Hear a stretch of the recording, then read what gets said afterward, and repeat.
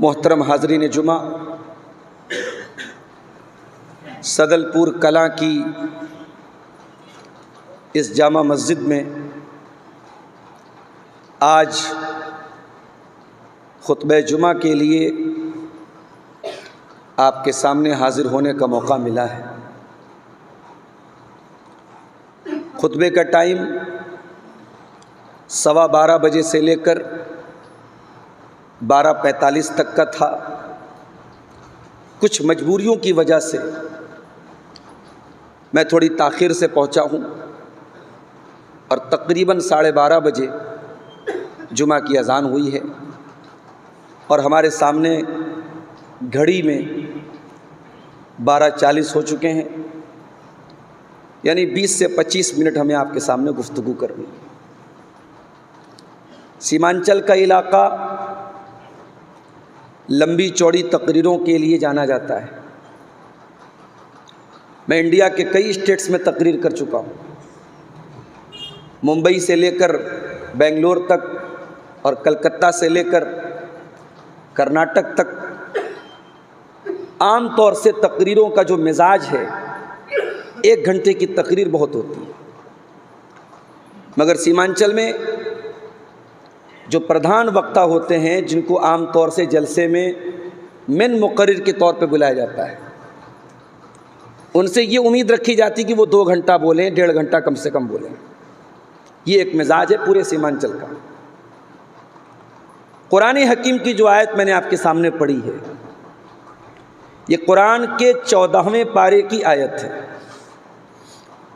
14ویں پارے میں ایک سورت ہے، سورۃ النحل۔ یہ سورۃ النحل کی آیت نمبر 90، آیت نمبر 90 ہے۔ اس آیت کو اللہ تعالیٰ نے 2 ٹکڑوں میں بانٹا ہے۔ اس میں 3 اچھی باتوں کا حکم دیا ہے اور 3 بری باتوں سے روکا ہے، یعنی 3 چیزوں کا آرڈر دیا ہے، آدیش دیا ہے، اور 3 چیزوں سے منع کیا ہے، روکا ہے۔ اور آیت کی اینڈنگ میں اللہ کہتا ہے یعظکم، کہ یہ 3 باتوں کا آدیش دے کر اور 3 باتوں سے تمہیں روک کر اللہ تعالیٰ تمہیں نصیحت کر رہا ہے۔ گویا اللہ تعالیٰ کی نصیحت بہت شارٹ میں ہوتی ہے، بہت مختصر ہوتی ہے، بہت سنکھیپ میں ہوتی ہے۔ اللہ کے کلام کی یہ خاصیت ہے، اللہ کے کلام میں بہت وستار سے، بہت ڈیٹیل سے باتیں نہیں ہوتی، اختصار سے مختصر باتیں ہوتی ہیں۔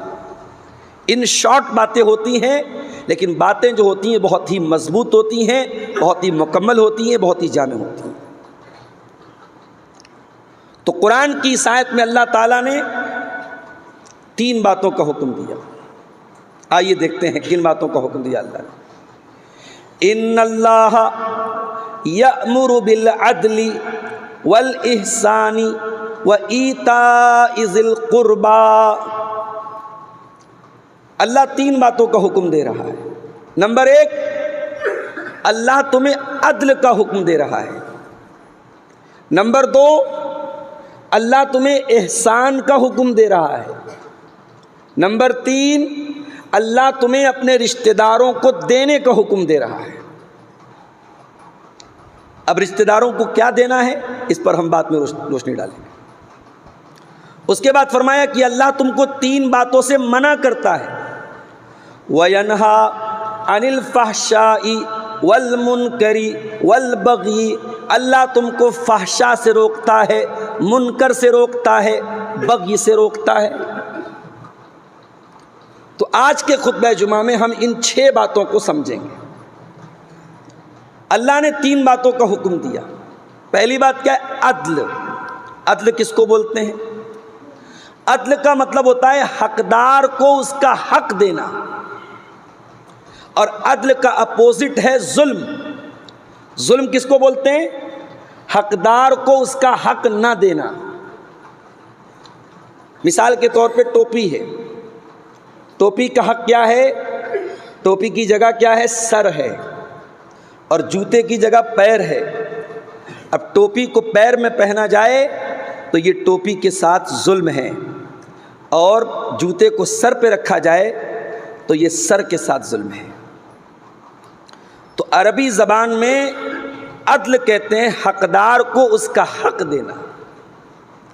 اب غور کیجئے، اللہ نے اس ایک شبد کے ذریعے، اس ایک ورڈ کے ذریعے جتنے بھی حقوق ہیں، جتنے بھی ادھیکار ہیں، جتنے بھی ہمارے ذمے رسپانسبلٹی ہے، ذمہ داری ہے، کرتویہ ہے، اللہ نے سب کو اس ایک لفظ کے اندر شامل کر دیا، سمیٹ دیا۔ ان اللہ یامر بالعدل، بے شک اللہ تعالیٰ تم کو حکم دیتا ہے عدل کا۔ اگر تم ایک باپ ہو اپنی اولاد کو ان کا حق دو، اگر تم ایک بیٹے ہو اپنے ماں باپ کو ان کا حق دو، اگر تم شوہر ہو اپنی بیوی کو اس کا حق دو، اگر تم بیوی ہو شوہر کو اس کا حق دو، اگر تم بھائی ہو تو بھائی کا حق دو، اگر تم بہن ہو تو بھائی کا حق دو۔ جتنے حقوق ہمارے اوپر ہیں ان سب حقوق کو ہم ادا کریں، اس ایک لفظ کے اندر سارے حقوق کی ادائیگی آ گئی۔ میرے بھائیوں، آج کے زمانے کا دستور کیا ہے؟ دنیا اپنا حق مانگتی ہے، اپنی ذمہ داری کو ادا کرنے کی بات نہیں کرتی۔ ٹیچر کی تنخواہ ٹائم سے نہ آئے، ٹیچر پریشان، دھرنا، پردرشن اور ریلی نکل رہی ہے، کیوں صاحب؟ ہماری سیلری ٹائم سے نہیں مل رہی۔ ظاہر ہے سیلری اس کا حق ہے، لیکن ٹیچر کا جو حق ہے، ٹیچر کی جو ذمہ داری ہے، اسے بچوں کو پڑھانا ہے، تعلیم دینا ہے، تربیت دینا ہے، کیا ٹیچر وہ حق ادا کر رہا ہے؟ نہیں۔ بہار اور یو پی کے کئی اسکولوں کا یہ حال ہے، کئی مدرسوں کا حال ہے، گھنٹی کے ٹائم ٹیچر بیٹھ کر کے کلاس میں سوتا رہتا ہے، بچے کھیل رہے ہیں، کود رہے ہیں، گھوم رہے ہیں، پھر رہے ہیں، ٹیچر کو کوئی مطلب نہیں۔ یہ دنیا کا مزاج بن گیا ہے کہ اپنا حق مانگو، اپنی ذمہ داری ادا مت کرو۔ قرآن کا طریقہ کیا ہے؟ اسلام کا طریقہ کیا ہے؟ ان اللہ یأمر بالعدل، اللہ تمہیں حکم دے رہا ہے کہ پہلے تم اپنے کرتویوں کا نرواہن کرو، اپنی ذمہ داریوں کو پورا کرو، اپنے اوپر جو حق ہے پہلے اس کو ادا کرو۔ اسلام حق مانگنے کی تعلیم نہیں دیتا، اسلام حق ادا کرنے کی تعلیم دیتا ہے۔ آج باپ کو شکایت ہے، بیٹا بڑا نافرمان ہے، بچے بڑے نافرمان ہیں، ہماری بات نہیں مانتے، ہماری قدر نہیں کرتے۔ لیکن کبھی باپ کو احساس ہوا کہ اس نے اپنے بچوں کے ساتھ کیا کیا ناانصافی کی ہے؟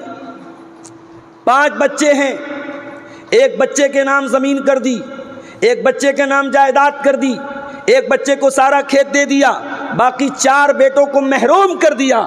کیا یہ سماج کی کڑوی حقیقت نہیں ہے؟ کیا سماج میں یہ منظر نہیں دیکھنے کو ملتا؟ اللہ کے نبی کے پاس ایک صحابی آتے ہیں، اے اللہ کے نبی، میرے پاس ایک کھجوروں کا باغ ہے اور میں یہ باغ اپنے بیٹے نعمان کو دینا چاہتا ہوں۔ صحابی کا نام بشیر ہے، ان کے بیٹے کا نام نعمان ہے۔ کہا اے اللہ کے رسول، میں اپنا یہ باغ اپنے بیٹے نعمان کو دینا چاہتا ہوں۔ نبی نے پوچھا کیا تمہارے اور بھی بچے ہیں؟ کہا کہ ہاں اے اللہ کے نبی، اور بھی بچے ہیں۔ آپ نے پوچھا کیا سب کو یہ کھجوروں کا باغ دیا ہے؟ نہیں ہے اللہ کے نبی، میں نے نہیں دیا ہے۔ آپ نے فرمایا لا اشہد علی جور، میں ظلم کے اوپر گواہی نہیں دے سکتا۔ اے میرے صحابی، یہ ظلم ہے، یہ اتیاچار ہے، یہ ناانصافی ہے، اور محمد الرسول اللہ ناانصافی کی گواہی نہیں دے سکتے۔ اسی حدیث میں آپ نے یہ بھی فرمایا اتقوا اللہ وعدلوا بین اولادکم، او لوگو اللہ سے ڈرو اور اپنی اولاد کے درمیان انصاف سے کام لیا کرو، اولاد کے درمیان انصاف کرو۔ اسلام یہ تعلیم دیتا ہے کہ اگر تم ماں باپ ہو تو پہلے یہ دیکھو کہ اپنے بچوں کے ساتھ تم کیا کر رہے ہو۔ اسلام آپ کو یہ تعلیم نہیں دیتا کہ آپ اپنا حق تو مانگیں، اپنی ذمہ داریوں کو پورا نہ کریں۔ اگر آپ بیٹے ہیں، اگر آپ اولاد ہیں، اور خدا نہ خواستہ اللہ نہ کرے اگر آپ کے ماں باپ آپ کے ساتھ ظلم بھی کر دیتے ہیں، آپ کے ساتھ کچھ غلط بھی کر دیتے ہیں، تو کیا آپ کو اس بات کی اجازت ہے کہ آپ اپنے ماں باپ سے رشتہ کاٹ لیں، اپنے ماں باپ سے رشتہ توڑ دیں، اپنے ماں باپ کا خیال کرنا بند کر دیں؟ نہیں، یہ اسلام کی تعلیم نہیں۔ اسلام کی تعلیم کیا ہے؟ اما یبلغن عندک الکبر احدہما او کلاہما فلا تقل لہما اف ولا تنہرہما وقل لہما قولا کریما۔ اگر تمہارے والدین میں سے کوئی ایک یا دونوں اگر بڑھاپے کو پہنچ جائیں، بوڑھے ہو جائیں، تو ان کو خبردار اف بھی مت کہنا، ان کو ڈانٹ کر کے جھڑک کر کے بات مت کرنا، ان سے ادب سے بات کرنا۔ وَاخْفِضْ لَهُمَا جَنَاحَ الذُّلِّ مِنَ الرَّحْمَةِ، اور اپنے ماں باپ کے لیے اپنے عاجزی کے بازوؤں کو بچھا دینا۔ وَقُلْ رَبِّ ارْحَمْهُمَا كَمَا رَبَّيَانِي صَغِيرًا، اور یہ دعا پڑھتے رہنا کہ اے اللہ ہمارے ماں باپ پر رحم فرما جس طریقے سے بچپن میں انہوں نے مجھ کو پالا ہے۔ تو اللہ عدل کا حکم دیتا ہے۔ اچھا، عدل کا ایک مطلب اور ہوتا ہے نیائے، جسٹس، انصاف۔ اسلام انصاف کی تعلیم دیتا ہے۔ ابھی آج کل سنا ہوگا آپ نے، ہمارے دیش میں عدالت کے باہر ایک مورتی بنی رہتی تھی، اور مورتی کی آنکھوں پر پٹی بندھی رہتی تھی اور ہاتھ میں ترازو رہتا تھا۔ ابھی ہماری مودی جی کی سرکار نے اس کی شیپ کو بدل دیا ہے، اب اس کی آنکھوں کی پٹی ختم ہو گئی، ترازو بھی شاید کچھ چینج ہو گیا ہے۔ انصاف کے ترازو کی تصویر بدلنے سے انصاف نہیں ہوگا۔ انصاف تب ہوگا جب عدالتوں میں ججز کاسٹ اور مذہب کے فرق کے بغیر انصاف کریں گے، کسی مجبور پر ظلم ہونے نہیں دیں گے۔ اسلام انصاف کی تعلیم دیتا ہے میرے بھائی۔ دنیا کی نظروں میں پیار میں اور جنگ میں سب جائز ہوتا ہے۔ دنیا کی نظر میں اگر کسی سے ہماری جنگ ہے، کسی سے ہماری دشمنی ہے، تو دنیا کا قاعدہ کیا ہے، دنیا کا قانون کیا ہے کہ دشمن کے بچوں کو بھی مارا جائے، دشمن کی عورتوں کو بھی مارا جائے، دشمن کے بوڑھوں کو بھی مارا جائے۔ معاف کیجیے گا، اسلام کی یہ تعلیم نہیں ہے۔ اللہ کے نبی جب صحابہ کو جنگ کے میدان میں بھیجتے تھے، تعلیم دیتے تھے، لا تقتلوا ولیدا، خبردار کسی بچے کو قتل مت کرنا، ولا تقتلوا شیخا فانیا، کسی ایسے بوڑھے انسان کو جو بالکل بوڑھا ہے، جو میدان جنگ میں لڑائی نہیں کر رہا ہے، اس بوڑھے کو قتل مت کرنا، ولا تحرقوا الشجرہ، کسی پیڑ کو مت جلانا، کسی کی عبادت گاہ کے اوپر حملہ مت کرنا، کسی کے پوجا استھل پر جا کر کے حملہ مت کرنا۔ یہ اسلام کی تعلیم جنگ کے میدان میں ہے میرے بھائی۔ دنیا کا دستور ہے، دنگا فساد ہوتا ہے، کسی ایک انسان کی غلطی سے دنگا ہوتا ہے، کسی ایک شرارتی کی شرارت سے دنگا ہوتا ہے، مگر دنگے کی جب آگ بھڑکتی ہے بے قصور مارے جاتے ہیں۔ بہرائچ میں دنگا ہوا، یو پی کے اندر کتنے مسلمانوں کی کاروں کو جلایا گیا، ان کی دکانوں کو جلایا گیا، ان کے گھروں کو جلایا گیا، اور بعد میں مسلمانوں ہی کے خلاف کیس بھی دائر ہوا، اور کتنے مسلمانوں کے گھروں پر بلڈوزر بھی چلا دیے گئے۔ میرے پیارے ساتھیوں، اسلام کی تعلیم کیا ہے؟ اگر کسی سے ہماری دشمنی بھی ہے، اگر کسی کے ساتھ ہمارا جھگڑا بھی ہے، تو دشمن کے معاملے میں بھی ہم کوئی ایسی بات نہیں بول سکتے جو انصاف کے خلاف ہو۔ اللہ قرآن میں کہتا ہے وَلَا يَجْرِمَنَّكُمْ شَنَآنُ قَوْمٍ عَلَىٰ أَلَّا تَعْدِلُوا اعْدِلُوا هُوَ أَقْرَبُ لِلتَّقْوَىٰ، خبردار کسی قوم کے ساتھ تمہاری دشمنی کا مطلب یہ نہیں ہے کہ تم انصاف کا گلا گھونٹ دو۔ انصاف دشمن کے ساتھ بھی انصاف کیا جائے گا، دشمن کے ساتھ بھی انیائے نہیں ہوگا، دشمن کے ساتھ بھی ناانصافی نہیں ہوگی۔ اور دوسری چیز کیا ہے؟ والاحسان، اور اللہ تعالیٰ تمہیں احسان کا حکم دیتا ہے۔ احسان کا کیا مطلب ہوتا ہے؟ احسان کا 3 مطلب ہوتا ہے۔ پہلا مطلب، ہم نماز پڑھ رہے ہیں، ہم روزہ رکھ رہے ہیں، ہم زکوٰۃ دے رہے ہیں، ہم کسی مسجد مدرسہ میں دان دے رہے ہیں، ہم کوئی بھی نیکی کا کام کر رہے ہیں، ہمارا مقصد اللہ کو راضی کرنا، اس کو بولتے ہیں احسان، اس کو بولتے ہیں احسان۔ اللہ کے پیارے نبی نے فرمایا، آپ سے پوچھا گیا احسان کس کو بولتے ہیں؟ آپ نے کہا ان تعبد اللہ کأنک تراہ، اللہ کی عبادت اس طریقے سے کرو جیسے تم اللہ کو دیکھ رہے ہو۔ فَإِن لَمْ تَكُنْ تَرَىٰ، اور اگر تم اللہ تعالیٰ کو نہیں دیکھ رہے ہو تو کم سے کم یہ سپوز کر لو، یہ تصور کر لو کہ اللہ تم کو دیکھ رہا ہے۔ تو احسان کا ایک مطلب تو یہ ہے، اور احسان کا ایک مطلب اور ہوتا ہے کہ اپنی ذات سے دوسروں کا بھلا کرو، دوسروں کو فائدہ پہنچاؤ، دوسروں کے ساتھ اچھا سلوک کرو، تمہاری ذات سے، تمہارے ہاتھ سے، تمہاری زبان سے کسی کو تکلیف نہ پہنچے۔ اور اگر احسان کا مطلب آپ سمجھنا چاہتے ہیں جمعہ کا خطبہ ہے، لمبی چوڑی تقریر نہیں کر سکتا، جائیے قرآن کا 4 پارہ اٹھائیے، سورہ نساء کی آیت نمبر 36 اٹھا کے دیجیے، وَاعْبُدُوا اللَّهَ وَلَا تُشْرِكُوا بِهِ شَيْئًا وَبِالْوَالِدَيْنِ إِحْسَانًا وَبِذِي الْقُرْبَى وَالْيَتَامَى وَالْمَسَاكِينِ وَالْجَارِ ذِي الْقُرْبَى وَالْجَارِ الْجُنُبِ وَالصَّاحِبِ بِالْجَنبِ وَابْنِ السَّبِيلِ وَمَا مَلَكَتْ أَيْمَانُكُمْ إِنَّ اللَّهَ لَا يُحِبُّ مَنْ كَانَ مُخْتَالًا فَخُورًا۔ اللہ نے پڑوسی کے ساتھ، رشتہ داروں کے ساتھ، یتیموں کے ساتھ، غریبوں کے ساتھ، پردیسی کے ساتھ، سب کے ساتھ بھلائی کا حکم دیا ہے۔ تو احسان کا ایک مطلب تو یہ ہوتا ہے۔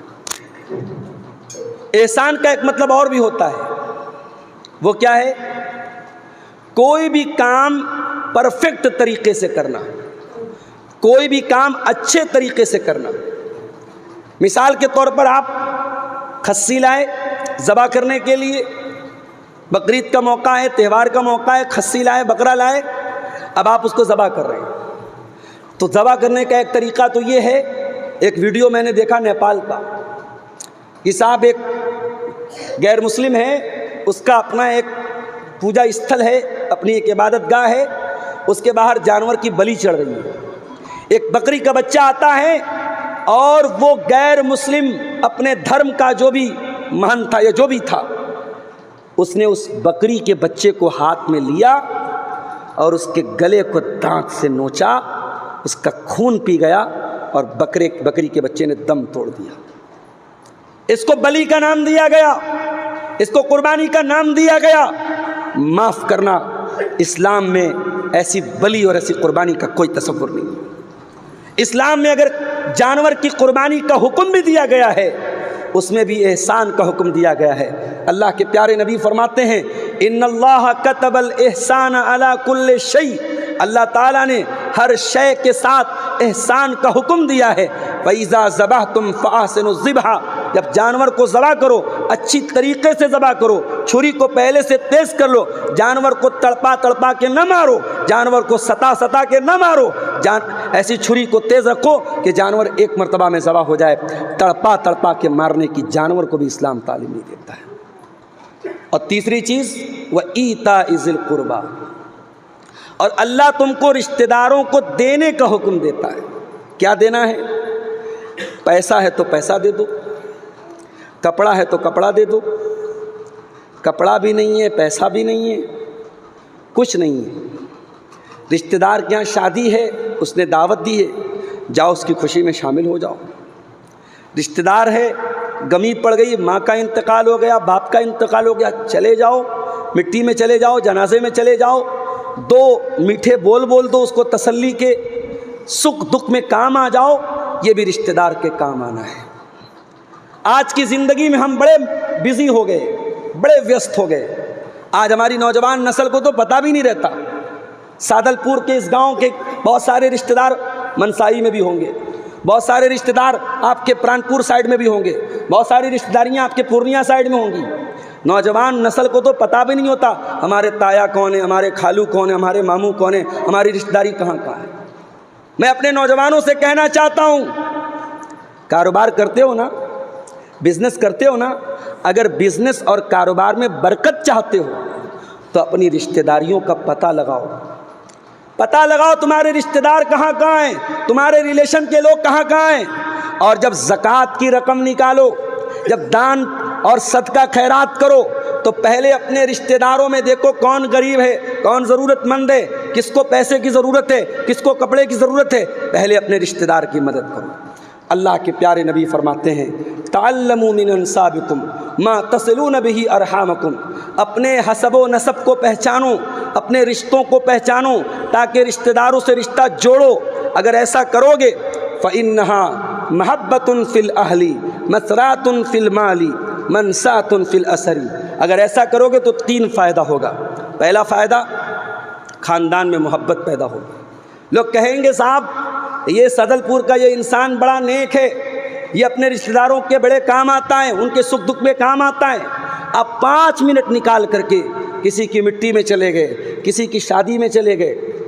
میں اپنی بات آپ کو بتاؤں، یہ جلسوں اور تقریروں نے اگر لاکھوں لوگوں کی محبت مجھے دی ہے تو بہت ساری جگہوں پر میرا نقصان بھی کرایا ہے۔ بنارس میں کئی مرتبہ ایسا ہوا، میری اپنی رشتہ داری کی شادی ہے، سیمانچل میں ٹائم دے چکا ہوں، اب فون پر فون آ رہا ہے، مولانا صاحب آپ آ رہے ہیں کہ نہیں آ رہے ہیں، کب آ رہے ہیں کب آ رہے ہیں، ادھر گھر والے پریشر کر رہے ہیں، شادی ہے کہیں نہیں جانا ہے، ادھر سے جلسے والوں کا پریشر ہے، اور اگر جلسے میں چلا گیا اور رشتہ داری، ابھی ایک ہمارے چچا کے لڑکے کی شادی تھی، اپنے خاص چچا کے لڑکے کی شادی تھی، اور اسی دن میرا پروگرام کٹیہار میں تھا۔ اب سوچئے کہ رشتہ داروں کی شادی میں نہ جاؤ تو بہت ساری باتیں بنتی ہیں، بہت ساری باتیں بنتی ہیں، لوگ برا بھلا بولتے ہیں، لوگ اس کو احساس کرتے ہیں، ٹھیک ہے، ایک عالم کی حیثیت سے، ایک خطیب کی حیثیت سے لوگ عزت دیتے ہیں، لیکن اگر آپ سکھ میں دکھ میں شامل نہیں ہوں گے لوگوں کی نظر میں پکڑ ہوتی ہے میرے بھائی۔ اس لیے میں آپ کو یہ پیغام دیتا ہوں، جتنے بھی بزی ہو جائیں، جتنے بھی مشغول ہو جائیں، اپنے رشتہ داروں کے لیے ضرور ٹائم نکالیں۔ اللہ کے نبی فرماتے ہیں خاندان میں محبت پیدا ہوگی، مال میں برکت پیدا ہوگی، اور اللہ تعالیٰ آپ کی عمر میں برکت دے گا، عمر میں برکت دے گا۔ ہو سکتا ہے آپ 40 سال میں ہی دنیا سے چلے جائیں، ہو سکتا ہے 50 سال کی عمر میں دنیا سے چلے جائیں، عمر کم ملے گی، مگر اللہ جو نام دے گا، جو عزت دے گا، جو رسپیکٹ دے گا سماج میں، جو ریپوٹیشن دے گا سماج میں، جو سمان ملے گا سماج میں، وہ 100 سال کے ہونے پر بھی آپ کو نہ ملتا جو 50 سال کی عمر میں ملے گا اگر آپ یہ کام کر کے جائیں گے۔